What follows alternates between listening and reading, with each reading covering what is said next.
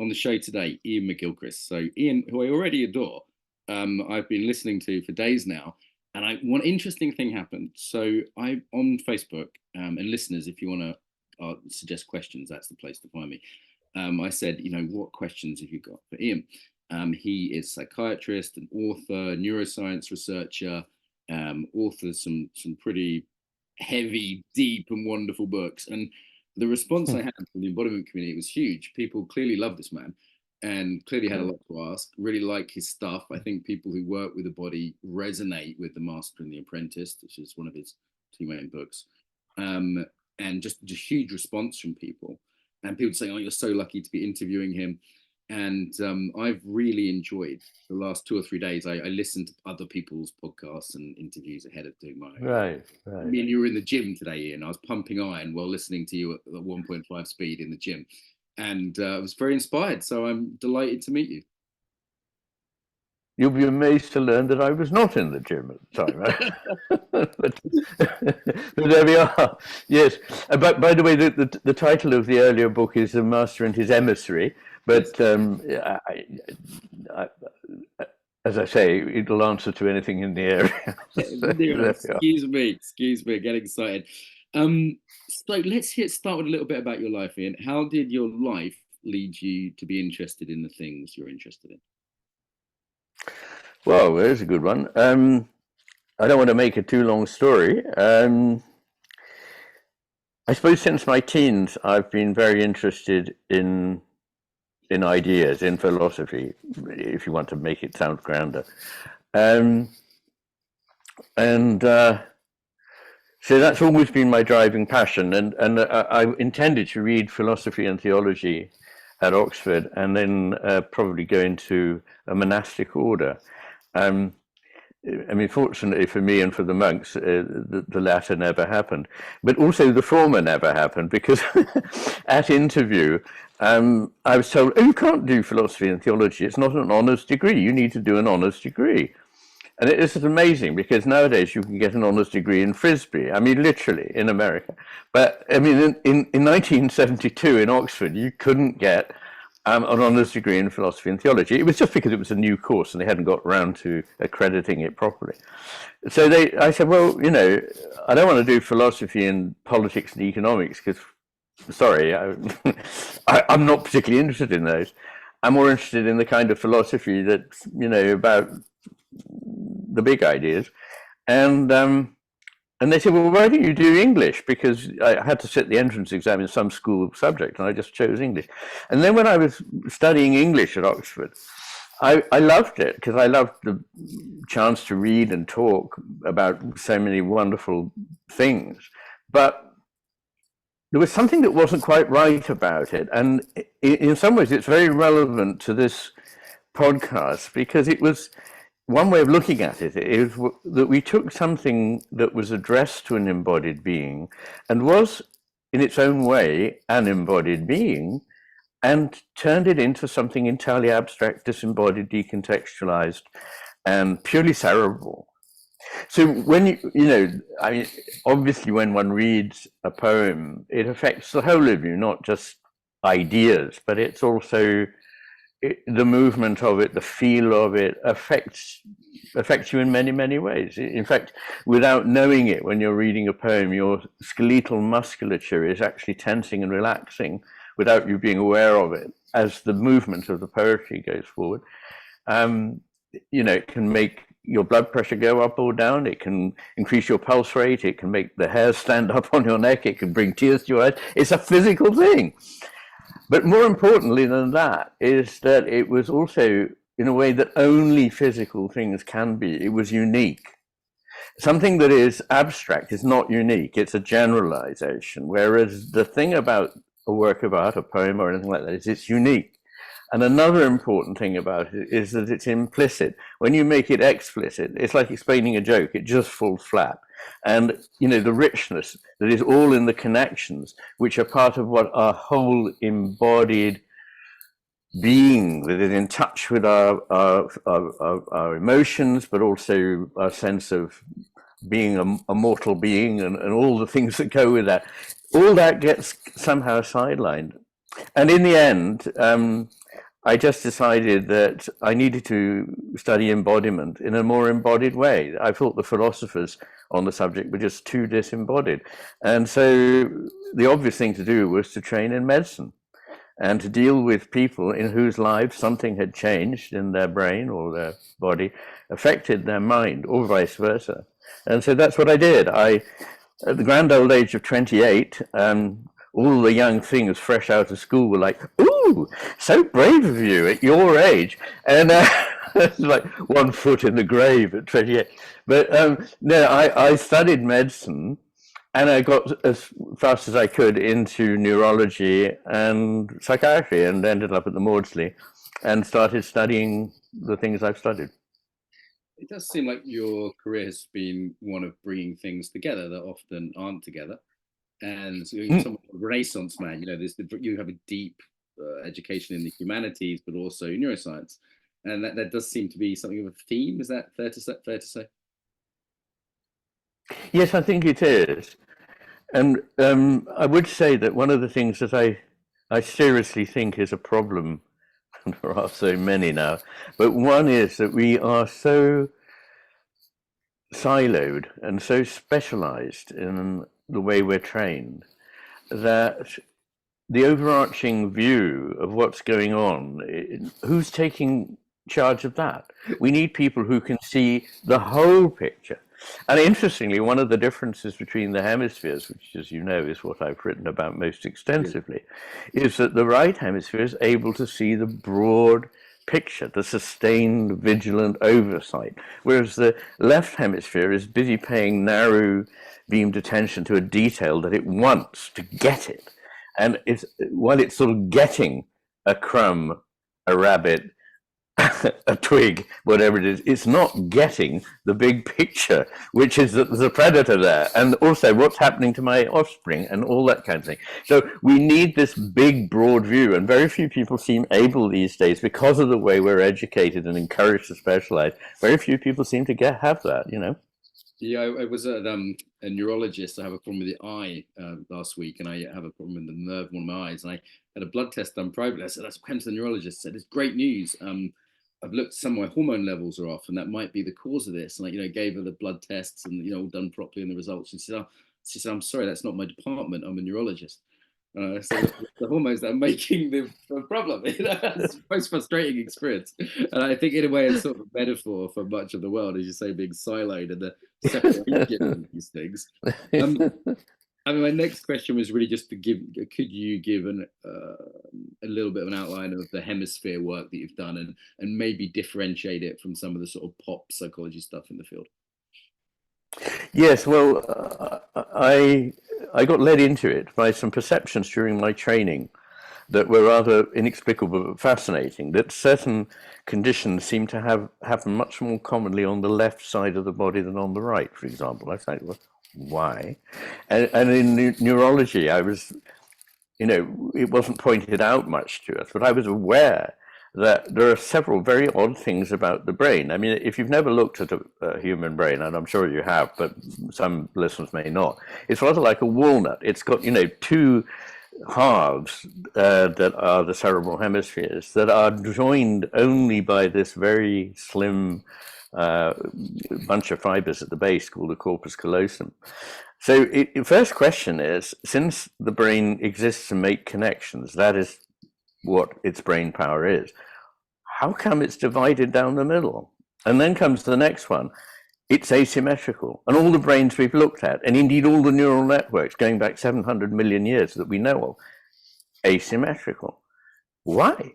And the third thing is that this band of fibers that only just connects the two hemispheres is largely there to inhibit rather than to stimulate the other hemisphere, if I can put it like that. So, I mean, obviously it transfers information each way for various reasons. Some of it is facilitative, but a lot of it is inhibitory. So there's something about these two bodies needing to work separately.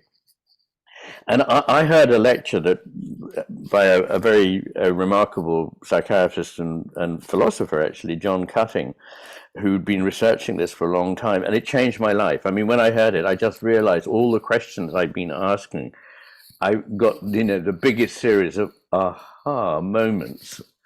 And my colleagues begged me not to get involved in this area. They all said, don't do it. You've got a possibly promising career here, but nobody will take you seriously if you have such hemisphere differences. It's all pop psychology. It's nonsense. It's rubbish ages ago. And I thought, well, maybe, but there's something here that is fascinating. And I wasn't prepared to drop it. And thank goodness, actually, because as I got into it, I saw more and more that's interesting. And there's a basic point here that a question has been answered wrongly. And it was wrong, all that stuff that people said in the 80s and 90s. The left hemisphere is dependable, a bit boring, like an accountant, but it doesn't have much emotional range. But the right hemisphere is fine, but it's kind of fanciful and jumps away, and you need to anchor it down. This is complete nonsense. Not only is it not true, it's really pretty much the reverse of the case.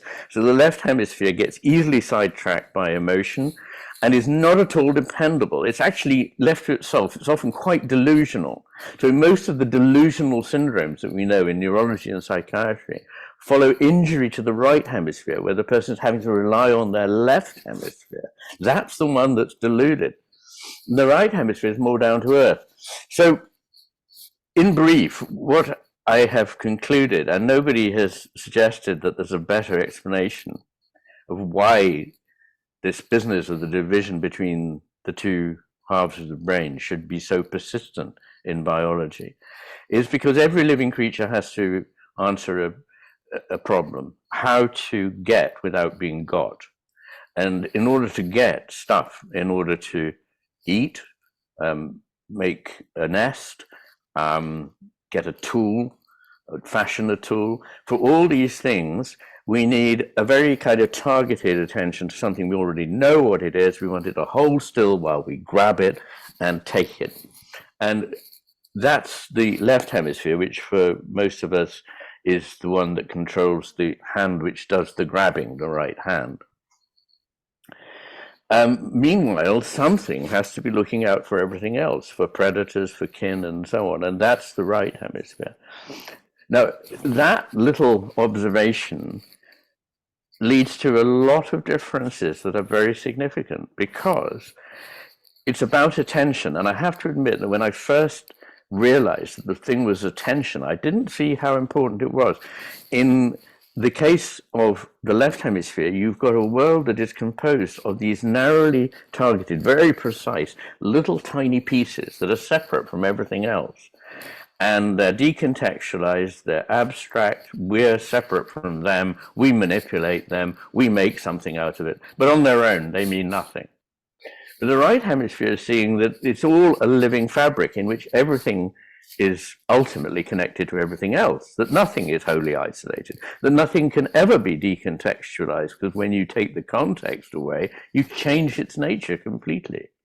Also, that things that are implicit are very important, that irony, humor, sarcasm, metaphor, myth, parables, these things are indirect, but they tell us big truths.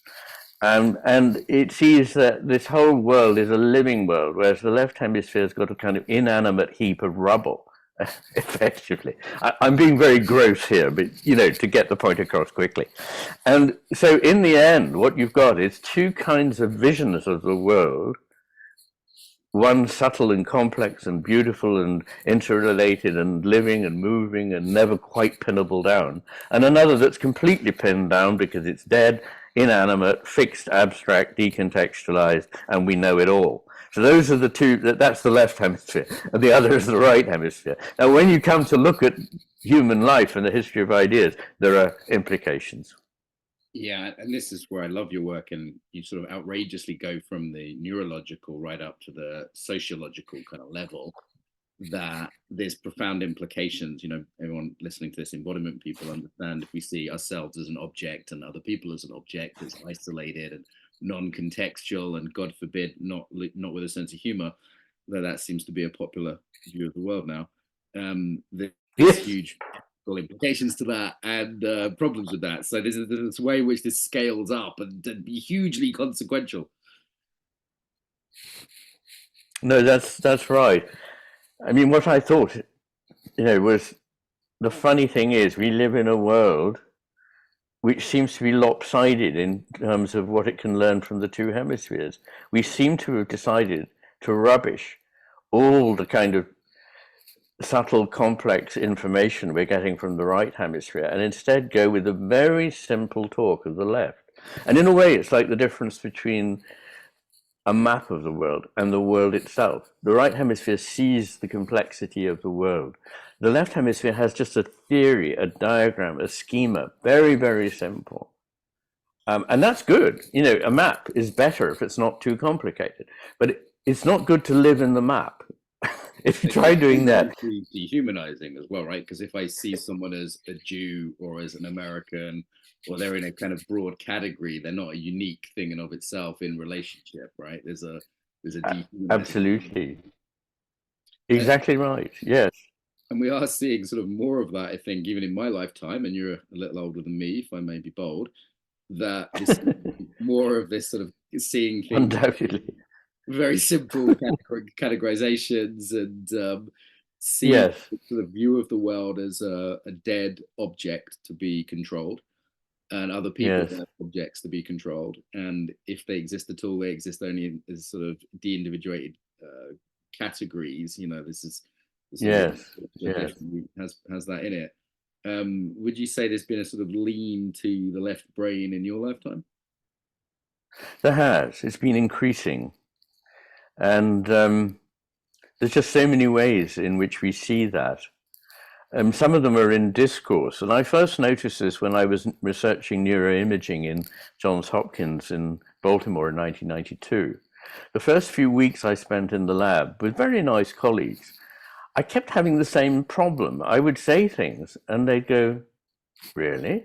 And then I'd realize that a lot of what I was saying was not meant to be taken entirely literally and seriously. That a lot of the time I was hinting at things, I was playfully making jokes and so on. And I now see that that's the way we've all gone, that people take everything terribly seriously and then out of context as well. And then this little soundbite whizzes around the world and somebody is suddenly no longer a human being because they said these words or whatever it is. So there's a lot of that, but there's also this horrendous thing you're pointing to of substituting categories for the real living experience of a person and of a way of life. And the whole growth of bureaucracy and administration during my lifetime, which is now coupled with AI. And they both represent, interestingly, the externalization of the left hemisphere's way of thinking. Simple, sequential, literal, serial, procedural.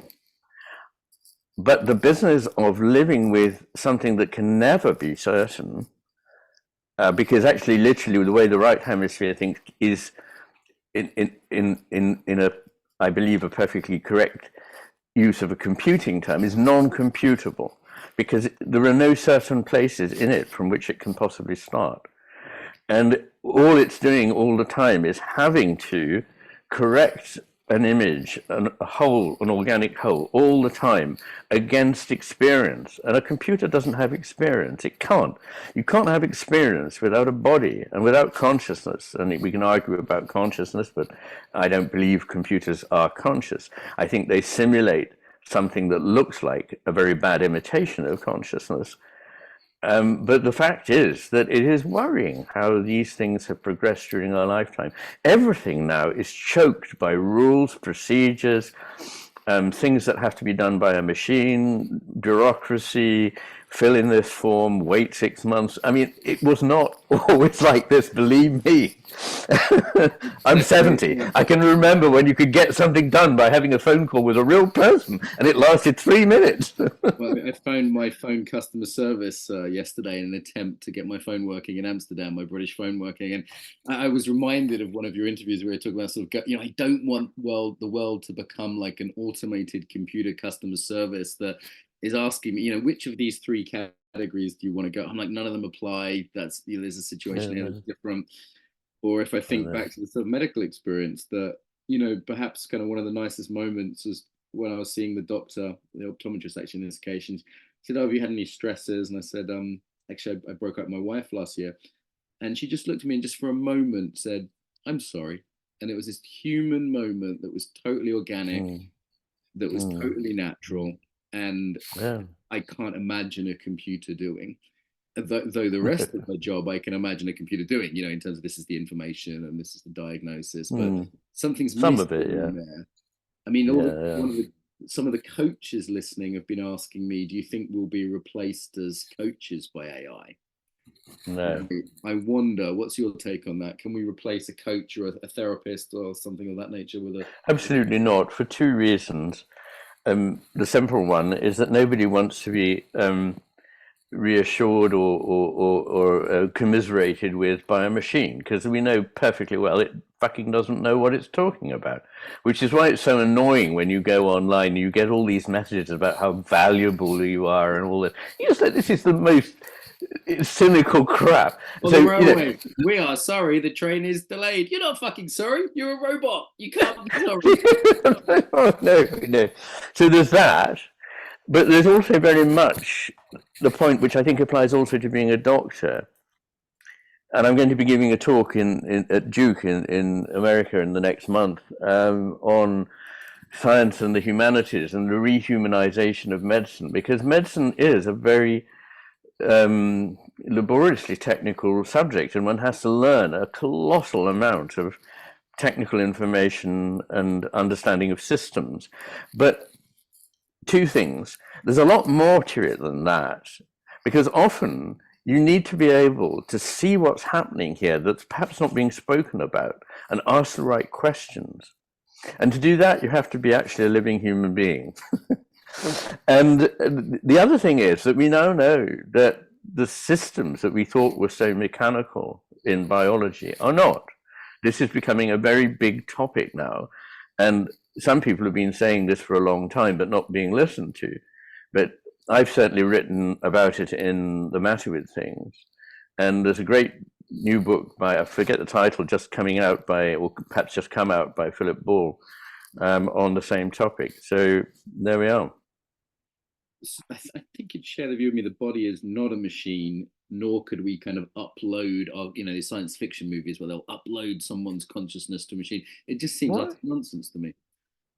But it is nonsense. But even if it, I mean, passing over its impossibility, what the hell do people think that would be like, to have a consciousness that was in a computer somewhere? You do not want this to come about. And the idea of cryo, whatever it's called, where you kind of freeze yourself and hope that someone will wake you up sometime from now. Well, first of all, we've no idea what state you'll be in when you get woken up. But you've also no idea what state the world will be in when you're woken up and what the motives of the people who wake you up would be. People seem very blinkered in what it is they can foresee here. Yeah, some Star Trek utopia. I mean, there does seem to be a movement towards the disembodied lately, and I wonder, with AI, which I think is misnamed. I don't really think it is intelligence as I define it. I completely agree with you. Yeah, the other one, several people on Facebook were asking me, was about gender. The sort of gender's taken, to put it politely, a very weird turn in the last few years. And a lot of Yes, it seems to be this sort of idea that you can be anything you want. The body yes. is important, the physicality is not important. And yeah, several people asked me your views on that. It's quite a landmine topic, so feel free to pick that one up if you like. No, it is very important. I mean, without getting embroiled in the sort of ghastly web of screaming people on both sides of things, I mean, does it not possibly say something about the oddness of the way of thinking if you decide that physical existence is not important to being a human being? That your body is not important, and the bodies of men and women are different. This is being denied, though. I mean, if there is a future, and if there are people who come after us, and we're always keen on dissing the people that came before us, apparently nowadays, those people will have a real field day with, do you know that in 2020 something, people argued there were no real differences between men and women? That's hilarious.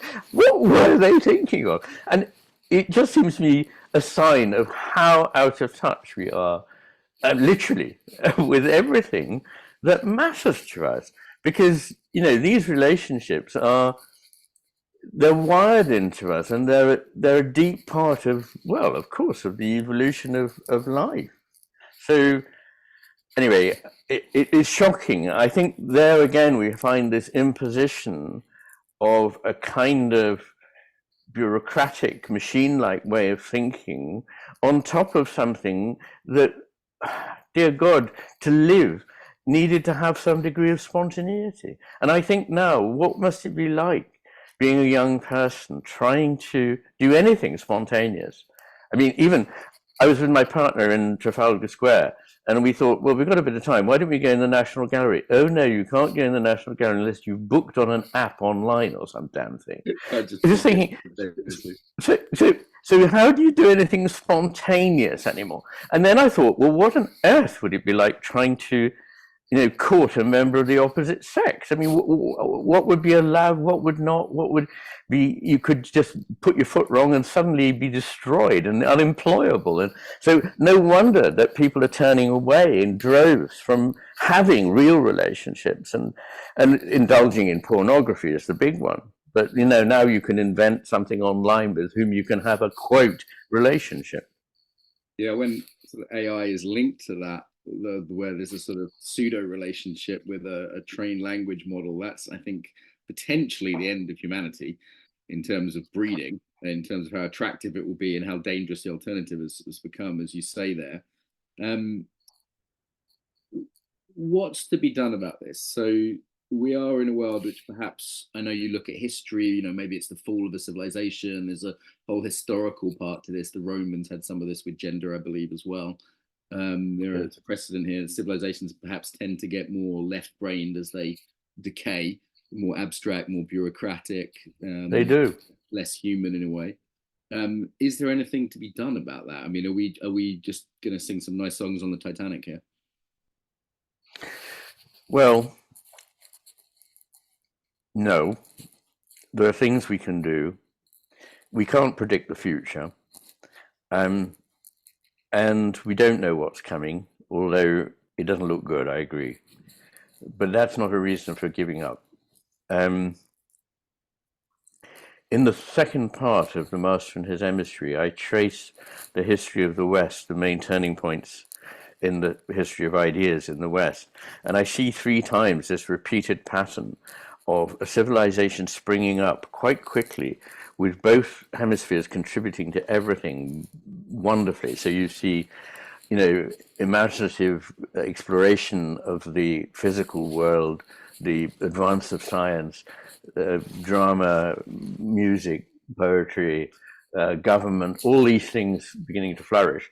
And you see that in Greece around the 6th century BC, and then you see it in Rome around the year dot, and you see it again around the time of the Renaissance in the West, in the modern West. And then you see a couple of 100 years roughly of stability, 200 to 300, and then the thing begins to go way off to the left.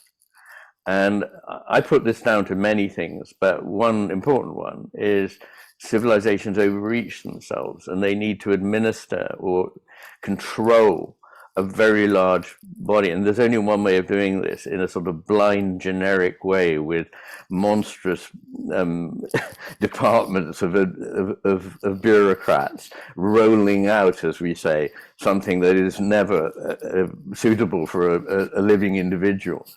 And so, and in this realm, everything seems mechanical, everything seems dead, and the arts cease to flourish, and true inventive thinking in science begins to go. And I think this is where we're at now. There's, you know, people might say, well, science, is that right? Yes, it is. There were a lot of great movements forward about 100 years ago in science. but in the last, and it's a commonplace among scientists to reflect that in the last, say, 70 years, there's been very little really original addition to this. What's happened is there's been more and more research of technology, of ways to implement what we know, but not really of discovering newness. That may be beginning to change because of this idea that, as I say, is very important, that organisms are quite different from machines. But no, I think what we need to be able to do, I mean, there are sort of low-level things I can say that the left hemisphere would like. The left hemisphere is going, ooh, this sounds worrying. What are we to do about it? Nino, Nino. And then it wants bullet points. Give me the bullet points. There's a crisis here. Help. So I can give the bullet points. And then it'll go sort of, okay, we do all these and then everything will be fine. No, it won't be fine. Because the basic thing is the way in which we look at humanity, at the world, and the relationship between them. We misunderstand what we're born into, and we misunderstand who we are. We haven't the foggiest idea anymore. We've approached everything as though it's mechanical, and that does serious damage to what it is we can see and understand. There's so much more that doesn't work in that way. So we need a change of heart and mind. We need to get people to see that this narrow, mechanistic, reductionist, materialist way of thinking is not enough. I think people sense this. What gives me hope is that young people are very unhappy with this vision of the world they've inherited. They sense, because they're not, people are not just born into the world without any kind of, it takes some time to deaden people down to not seeing things. And they see there's more there. And they come up to me at talks and say, this is fascinating. And, what do we do? We need to, and I say, well, that's another question. But they're keen to help, to move things on and to take a different view. And I think there are signs that this is so. As I say, there's a dissatisfaction with a purely reductionist materialism. I think more people are turning to spiritual practices. The famous, long predicted demise of spiritual practices and of religions is not being fulfilled, I think. Right, in terms of, there's yoga studios and Zen meditation studios all over Amsterdam where I am, and then there's the sort of pseudo-religion. Sometimes I feel like the woke thing is, I think Jonathan Haidt said it was a pseudo-religion. That's a way to be good, a purity cult. There's all this kind of stuff in it, and various other kind of pseudo-religions that we see kind of popping up. But the sad thing is that they're so impoverished. I mean, compared with the richness of a living religion that has a tradition, something like Christianity, the wokeness is like the most pernicious aspects that ever existed in Christianity, which were Puritanism. And Puritanism really misunderstood. It destroyed all the works of art. It forbade humor. It was literalistic. You must say this. If you don't say this, you're wrong. It's written down in a book, and this is right. And you're damned if you say anything. All the crazy Puritans to America. We didn't expect them to come back a couple of 100 years later. Exactly. We had this brainwave. Let's export these. Okay. So, I mean, it's part of this is, industrial culture, as you say, reductionistic, mechanistic, is that a fruition of just sort of scientific materialism? We could be hard on the West in that regard, compared to some other cultures.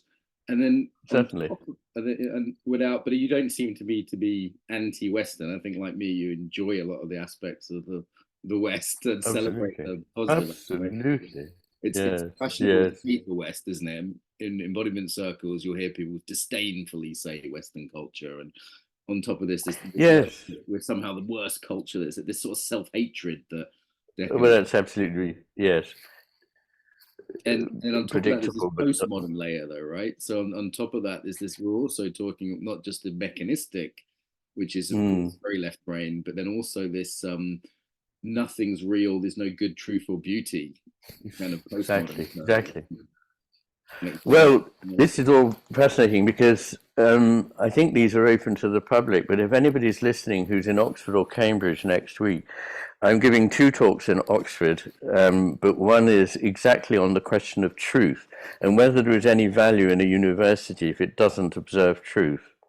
And that this, that this whole culture of, well, I have my truth, and no, there are certain truths that are greater than others.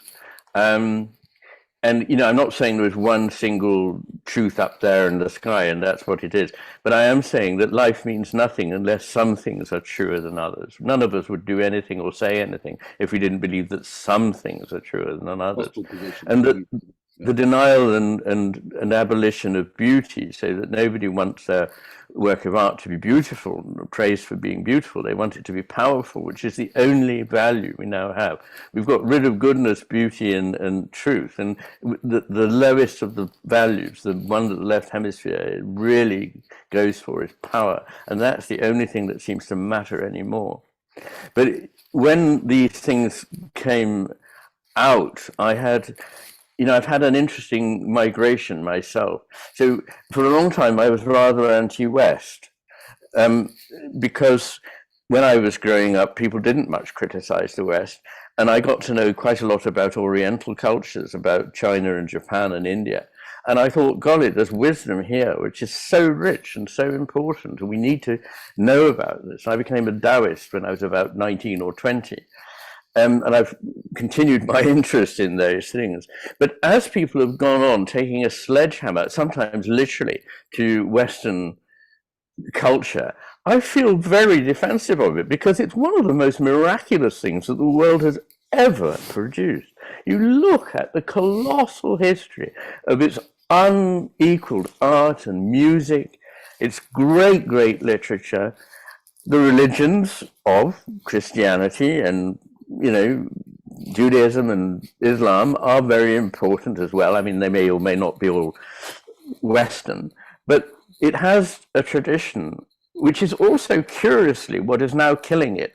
So it has a tradition of allowing people to do and say anything, however damaging to you. It's so welcoming to its foes that they get an open door. They just push in and go, oh, well, these people don't even want to defend themselves. Let's jump on the bandwagon. And so I've now become very much more. Sorry, did you want to say something? No, just to reinforce that, this sort of self-criticism and the self-examination, which are the heart of science, actually become a kind of weak point, right? Yes. Well, that's what I'm really saying, is that when we needed to correct things by looking one way, I felt the need to do that. But now we've gone far too far. We run to extremes, We have no idea of balancing things up so that they're in harmony again. And I'm sorry to say this, and I hope I don't offend too many people, but hell, I was when feminism became an issue when I was a student, I was really very, very moved, actually. And I thought, this is an amazingly rich thing to do. This is what is needed. But as time has gone on and decades have gone by, and it's got more and more simply a matter of man-hating, I'm less excited by it. No, I understand. Like, people say, am I a feminist? I say, well, I support my mother's feminism. I support her rights-based feminism completely. I'm utterly on her team, but not so much of what I see in the Barbie movie, perhaps. Didn't see that. You mentioned kind of we talked about there about the West being critical. I just want to bring it to the personal again. I heard in another interview that sometimes you have quite a strong inner critic, and that surprised me for a man who's done so much great stuff. And I know a lot of listeners can really relate to that. It's quite crushing, actually, for a lot of listeners to have an inner critic. So, is there anything you could say about that? Well, yes, I think that I think it must be innate. I think it's an aspect of the personality that one is, to a very large extent, born with. That's another thing that we've lost track of. We think that personality is only what happens to you, but actually personality is to some extent born.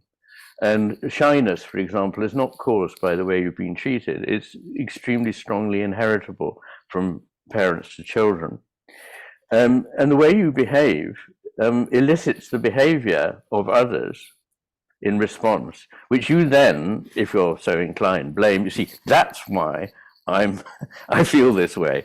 So anyway, I've got slightly sidetracked there, but I think it's a personal thing that's in my makeup, because my parents were not critical of me. They were, if anything, remarkably and perhaps over supportive.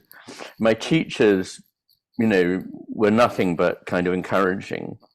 And I've never been, told that I was no good or something like that.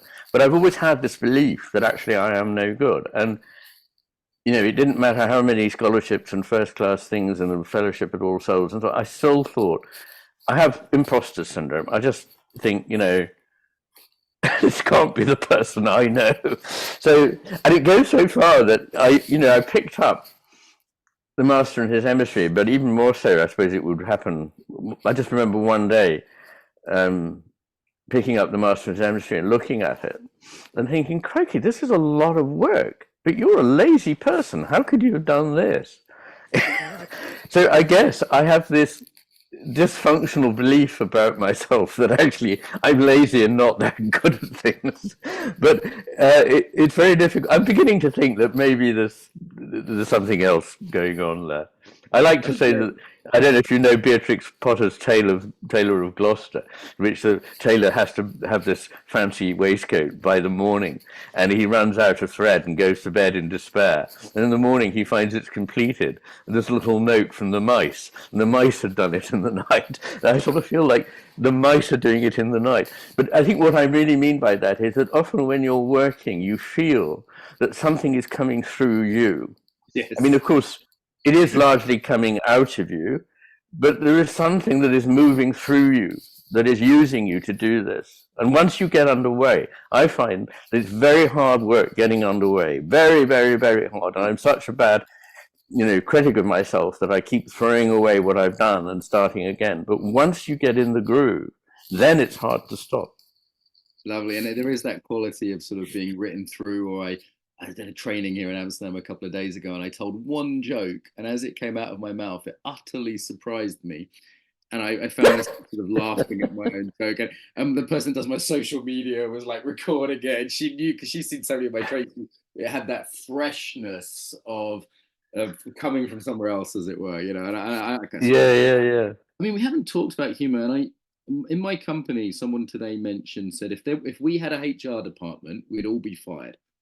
Because we're a small enough company not to have a HR department with official rules and this kind of thing, and it's very it's Anglos, East Europeans, Australians. It's it's a lot of humour in Ukrainians, Australian, English, Irish, and that humour which I see bubbling over in you, that's missing from some of the more serious aspects, whether it be sort of Kafka-esque bureaucracy or kind of god-awful woke culture.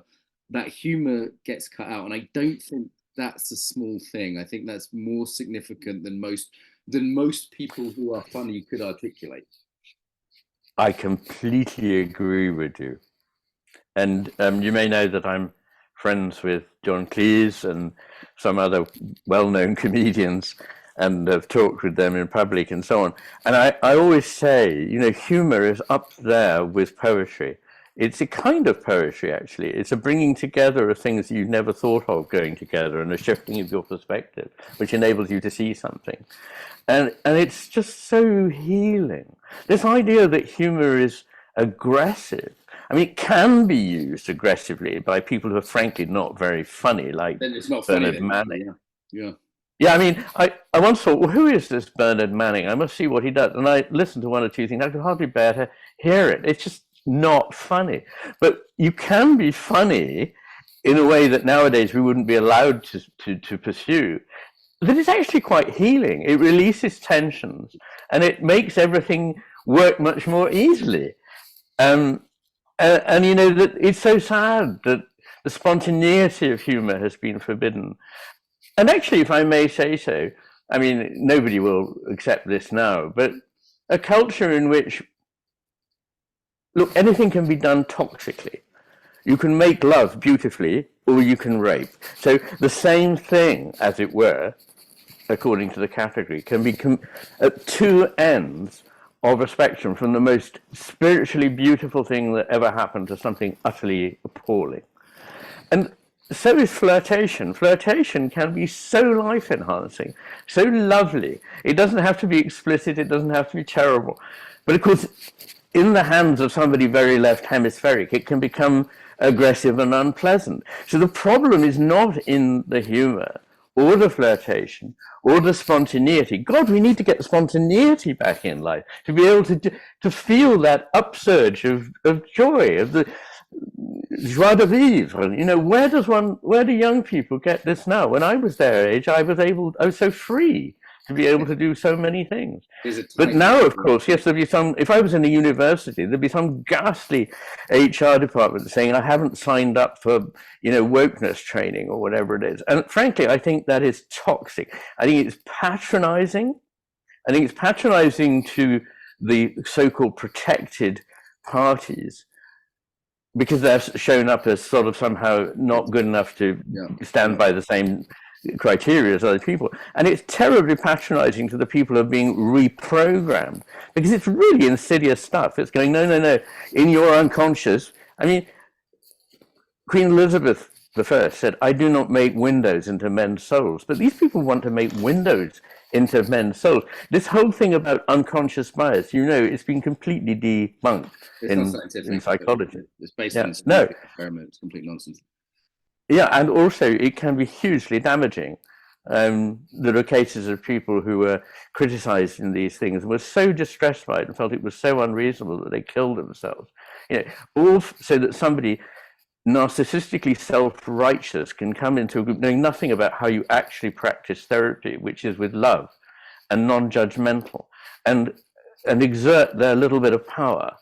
Don't get me. I'm with you. And I think there's a good reason before you have profound insights on psychedelic drugs that you usually spend an hour laughing your ass off. I think that's that clears the way nicely. There's an Amsterdam related comment there.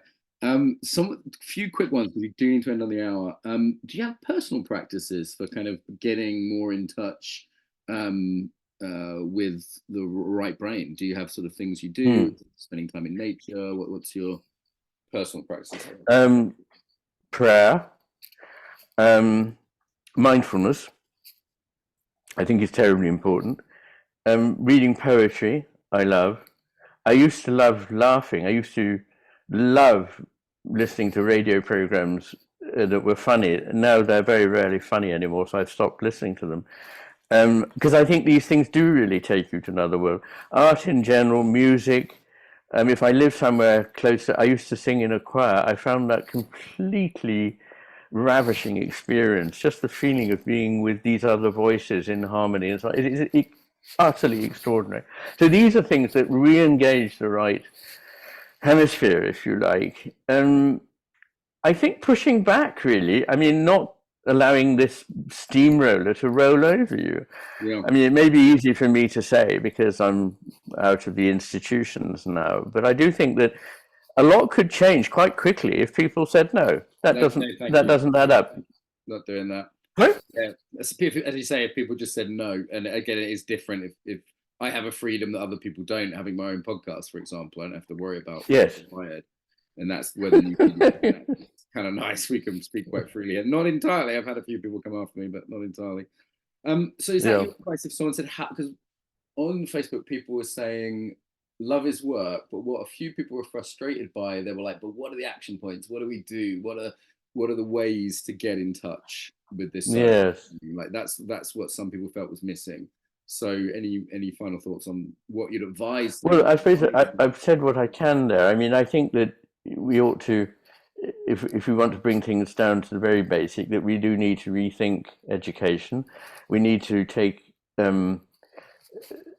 get rid of at least half, probably more than half, of all the administration departments in hospitals and universities that get in the way of the actual people with the skill, the doctors, the nurses, the teachers, the lecturers, and try and tell them how to do their job. These are people who don't have their training and don't have their experience. And once again, it's this patronizing attitude of the kind of, quote, liberal, but actually very highly illiberal pseudo-elites that run our organizations these days. The difficulty I slightly find is that if people have read rather than just heard about it, I'm surprised in a way that they need to ask that question, because what so many people write to me is, after reading your books, you've completely transformed the way I look at the world. I mean, you've improved my life, you've changed my life, you've improved my marriage, my work is better. They say all these things. But they also say, I see things differently and I behave differently. What people are wanting is that little soundbite, which is exactly the left hemisphere's sort of thing, a quick and dirty fix. But there isn't one, but there is something that is actually very practical, very close to home, which is this. If people say, oh, I'm so small and the world is so big, and then they sometimes add, and the world is, by the way, this tiny speck in a vast cosmos. What do I do? What do I mean? What does any of this matter, and how can I do anything about it? And I say, well, look, the thing that actually matters at the end of this is we do need to press the right buttons and take the right decisions at a very, basic level. I get that. And there are practices, I've mentioned some of them, filling your life with things that are enhancing in this way. And I won't repeat them, but those do matter. But it is about a completely different attitude towards the world. It is, in a word that people may find difficult, a resacralizing of the world, a rediscovery of awe and wonder before the immense complexity and beauty, unfathomable complexity and beauty that we don't begin to really get of the world we've been born into. That's one thing. Another would be a little bit of humility, so that instead of we know it all and it's all dreary and what the heck, going, well, perhaps we don't know it all. And perhaps the people who go around so loudly proclaiming that, just a few more years and science will have explained everything. I mean, no, we heard that before around 1900 when physics was going to have explained everything. And suddenly physics was thrown up in the air in a very dramatic way, and is now much more interesting. So we don't know things. There were things in the past we didn't know that we now do. There will be things in the future that people will say, but then they didn't know these things. So actually having a bit of humility would help, especially amongst scientists and political agitators and people who just know that they're right in a narcissistic way.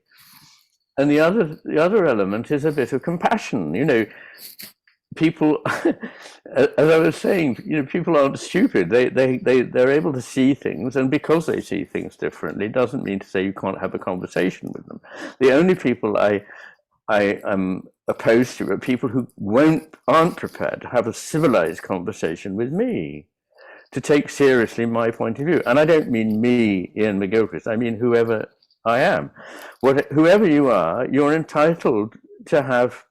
Well, you're not entitled to anything. People can rubbish what you say, but then in that case, comfort yourself with the fact that they don't matter. It's not all about you. When people don't get things and get angry with you, 90% of the time, this is likely to be something about them. So, or at least 50%, let me be a little bit more moderate here. But we sometimes forget that other people bring their stuff to the picnic, and it's not all because of you. So what we can each of us do is to begin to cultivate in us that bit that one might like to call the soul or the spirit. I like the word soul. I think it's, there's a talk I did at the RSA on what happened to the soul, if people are interested, but it is a very important point. But to nourish this in various ways, with spiritual practices, with reading and engaging with spiritual works and perhaps a community, spending more time in the natural world, listening to it, not with earphones in while you're listening to a podcast by Iain McGilchrist, but actually attending to nature around you. And, being a different kind of person, somebody who's less sure, more open to learning. And really, that's part of it. We close the lid down and say, oh, okay, now we've had all this information stuffed into us at school, so now we've got it.